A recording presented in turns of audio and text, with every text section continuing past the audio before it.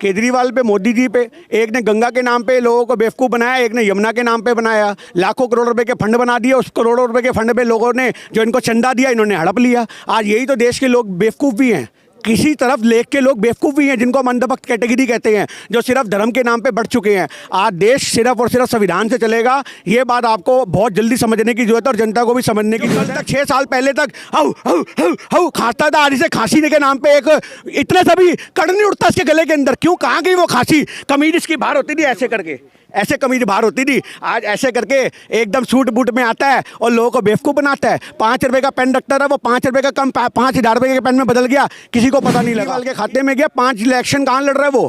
5 राज्यों में लड़ रहा है ना। मैं यूपी भी लड़ूंगा, मैं फलाना भी लड़ूंगा। दिल्ली में 10-10 रुपए की पर्चियाँ कटवाता था झोली पे लाके, मुझे पैसा दो, मेरे पास पैसा नहीं है, मैं इलेक्शन लड़ूंगा, मैं 10 दिन में लोकपाल लाऊंगा, मैं बैंगन लाऊंगा। कुछ नहीं लाया, देश बर्बाद करके छोड़ दिया इस आदमी ने। और आज 5 इलेक्शन कहाँ से लड़ देगा? जो गंदी राजनीति को उजागर करेंगे, मेरे बच्चों की कसम, पैसा किसी से लेना, वोट हमें देना। अरे लोगों ने कितना विश्वास किए तुम पे केजरीवाल, तुम्हें डूब के मर जाना चाहिए। ऊपर वाले को जवाब हर किसी को देना होता है। इसी धरती के बाद एक लोग वहां पर भी है। क्या शक्ल दिखाओगे तुम, क्या शक्ल? देश की सच्चाई सच छुपने नहीं देंगे। अभी आप लोग यहाँ पर जो धरने पर आए हैं सचिवालय को घेरने, मुद्दे आपके हैं पेट्रोल और डीजल की बढ़ती महंगाई। तो ये तो काफ़ी दिनों से बढ़ रहा है और वैट, सबको पता था कि वैट जो है राज्य सरकार का भी बहुत ज़्यादा है और केंद्र का भी ज़्यादा है। तो इतने देर क्यों हो गया? पता कहाँ है मेरे भाई, आप गलियों में उतरो, आप दरवाजे खड़काओ, मल्ले से निकालो, तो लोगों की ज़बान पे एक ही जवाब होगा कि ये तो मोदी जी कर रहे हैं, केजरीवाल बेचारा क्या करेगा।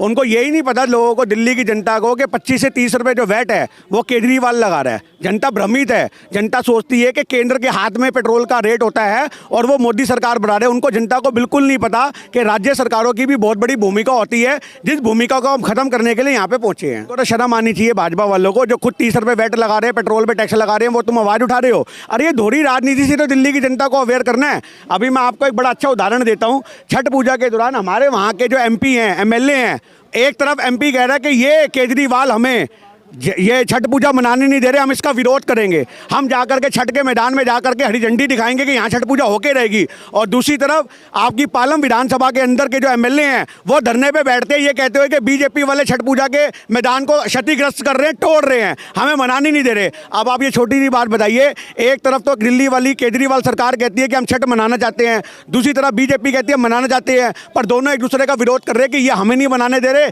ये हमें घाट तैयार नहीं करने दे रहे। तो कांग्रेस कहाँ खड़ी है ऐसे? कांग्रेस विरोध पे खड़ी है। कांग्रेस और कहां खड़ी हो सकती है? कांग्रेस सड़कों पे खड़ी है, कांग्रेस लोगों के दिलों में खड़ी है, सिर्फ वहां पे घंटी बजाने की देर है।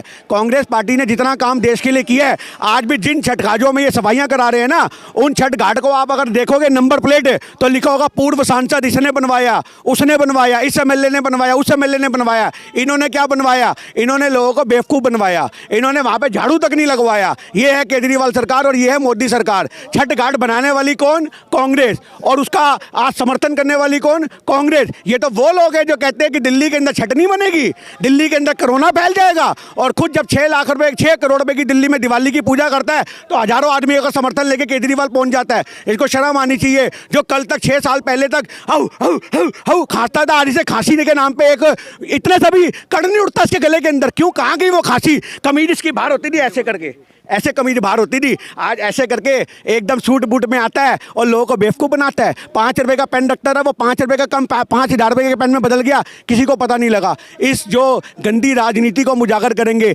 मेरे बच्चों की कसम, पैसा किसी से लेना, वोट हमें देना। अरे लोगों ने कितना विश्वास किए तुम पे केजरीवाल, तुम्हें डूब के मर जाना चाहिए। ऊपर वाले को जवाब हर किसी को देना होता है। इसी धरती के बाद एक लोग वहाँ पर भी है। क्या शक्ल दिखाओगे तुम, क्या शक्ल दिखाओगे ऊपर वाले को जाकर के कि तुमने दिल्ली की जनता को छला, तुमने दिल्ली की जनता को ठगा? आज यही चीज की हम पोल खोलने के लिए निकले हुए हैं।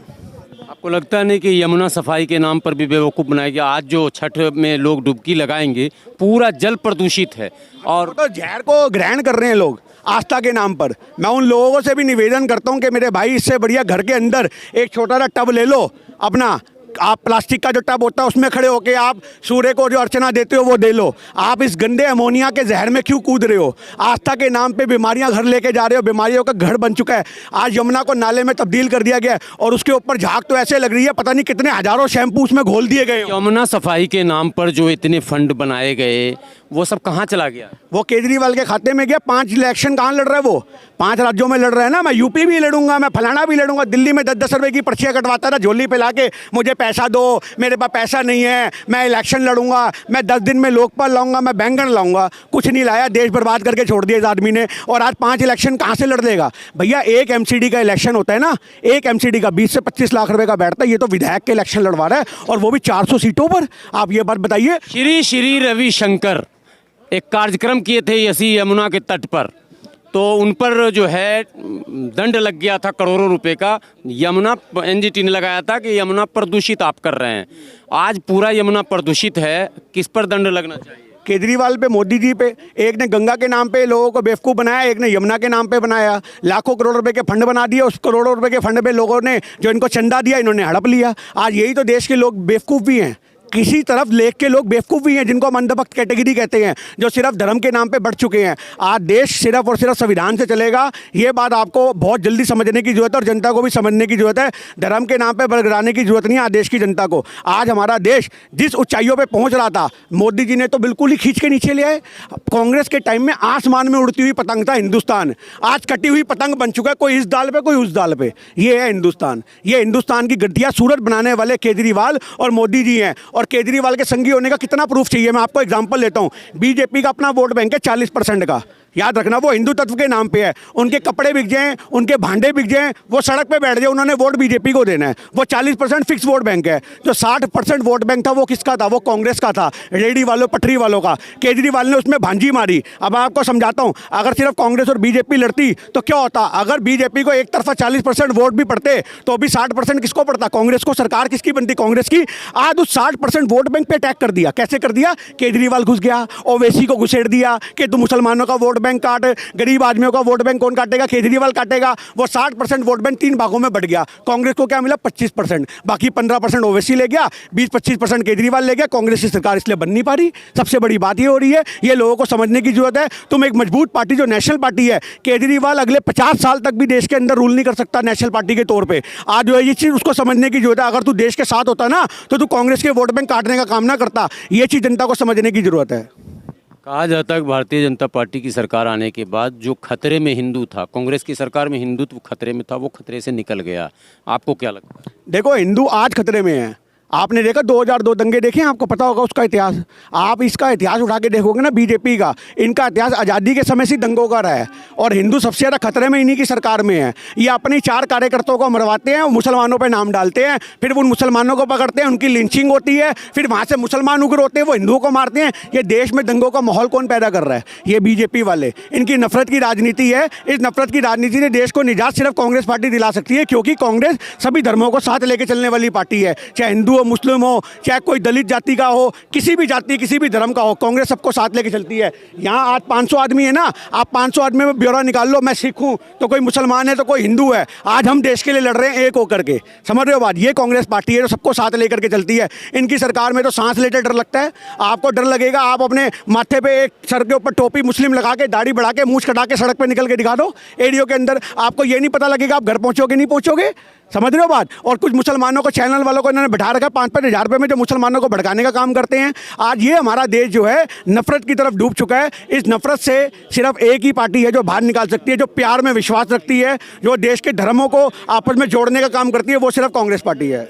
कब तक आम जनता को आप बता पाएंगे कांग्रेस पार्टी का ये सब जो नेशनल मीडिया अपना धर्म ईमान बरकरार नहीं कर लेती? हमारे लिए बड़ा मुश्किल है भाई। आपके चैनल को लोगों ने देखा 50,000, 2,000, 5,000, समझ रहे हो बात? उसके बाद कईयों ने सुना, कईयों ने शेयर किया, कईयों ने सब्सक्राइब किया। हमारी आवाज़ वहीं दब गई। हमें एक मंच चाहिए, कांग्रेस को एक ऐसा मंच चाहिए जिसकी आवाज़ हर घर घर तक जाए। उसकी गूंज एक छोटे बच्चे की जो माँ की कोख में पल रहा हो, उसके आवाज़ भी कान में जाए कि देखो धर्म को बचाने के लिए संविधान जरूरी है। आज उसके लिए नेशनल मीडिया का ईमानदार होना बहुत ज़रूरी है। है, उसके लिए ईवीएम का ईमानदार होना बहुत जरूरी है, चुनाव आयोग का ईमानदार होना बहुत जरूरी है। जब तक चुनाव आयोग बिका रहेगा, जब तक न्यायालय के जज डर डर के रहेंगे, अपनी कलम चलाने से उनको डर लगेगा कि शायद हमारी भी जज लोहिया की तरह गाड़ी ना पलट दी जाए, तब तक हम देश से अपने देश को बचा नहीं सकते। आज हमारे देश को अंग्रेजों के टाइम में जिन्होंने जकड़ रखा था, आज ऐसी काले अंग्रेजों ने हमारे देश को जकड़ रखा है, बेड़ियों से गुलाम बना रखा है। जो आवाज़ उठाने वाले उनको डराया जाता है, धमकाया जाता है। हम अपने क्षेत्र में काम करते हैं, हमें धमकियाँ आती हैं।